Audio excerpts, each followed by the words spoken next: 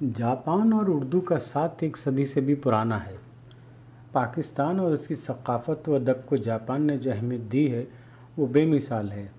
جاپانیوں کو اردو سے بہت پیار ہے۔ جاپان کے قونصل جنرل ایسو مورا توشیکازو بہت اچھی اردو بولتے ہیں۔ گزشتہ دنوں جاپان قونصل خانے نے پاکستان کی مایہ ناز ڈرامہ نگار بجیا کے ڈراموں کو خاموشی کا شور کے نام سے کتابی شکل میں شائع کیا، جس کی تدوین پاکستان کے جواں سال قلمکار خرم سہیل نے کی۔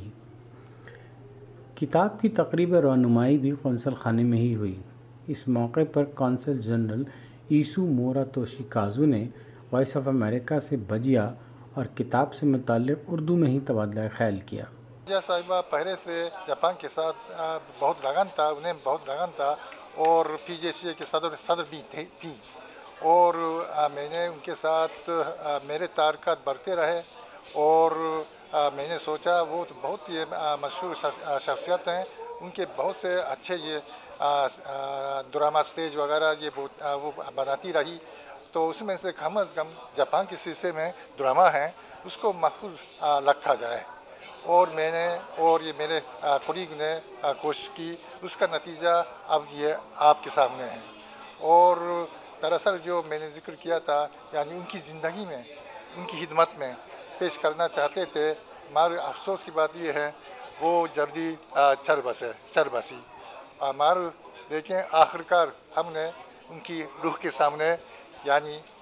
یہ کتاب ہیں یعنی پیش کی ہیں۔ تقریب سے فاطمہ ثریا بجیا کے چھوٹے بھائی انور مقصود نے بھی خطاب کیا، جن کا کہنا تھا کہ جاپانی حکومت نے کتاب شائع کر کے جو احسان کیا ہے وہ اسے کبھی اتار نہیں سکیں گے۔ یہ احسان کبھی اتار نہیں سکوں گا۔ Thank you sir. اور خرمیہ خوش رہیے، کتاب میں نے دیکھی، بہت اچھی ہے، اور آپ یوں سمجھیں یہ پہلی کتاب ہے بجیا کی جو آئی ہے۔ بجیا پر ایک کتاب آئی تھی، مگر یہ کتاب پڑھ کے مجھے بہت اچھا لگا، پرنٹنگ بہت اچھی ہے، اور سر نے خود اس میں بڑی محنت کی ہے، خود پرنٹرز کے پاس بھی گئے دیکھنے کے لیے کہ یہ کس طرح پرنٹ ہو رہی ہے۔ اور عطا صاحب بہت بہت شکریہ آپ کا بھی۔ روزانہ بجیا جب تندرست تھی، جب بھی عطا صاحب اور ان کی بیگم آ کے بیٹھ جاتے تھے، جب بجیا بیمار ہوئی تو سب سے زیادہ جو میں نے دیکھا وہ عطا صاحب کو دیکھا، ان کے ساتھ بیٹھے۔ تقریب رونمائی کے بعد بجیا کے ڈراموں کے ہیرو شکیل نے وائس آف امریکہ سے اپنے خیالات شیئر کرتے ہوئے کہا، ڈرامے جو بجیا نے جاپنیز ڈراموں کو اردو میں ان کا ترجمہ کر کے ان کی ڈرامائی تشکیل کی ہے،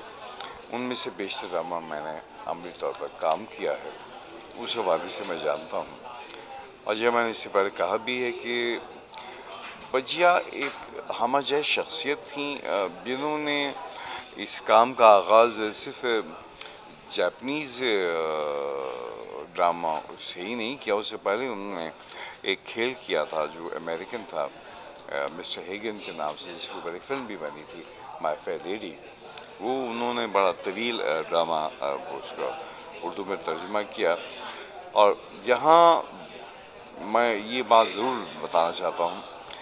کہ وہ اوریجنل ڈرامے کا نام اتنا خوبصورت نہیں تھا جتنا کہ بجیا نے اس کا اردو میں رکھا تھا، زبان یار من۔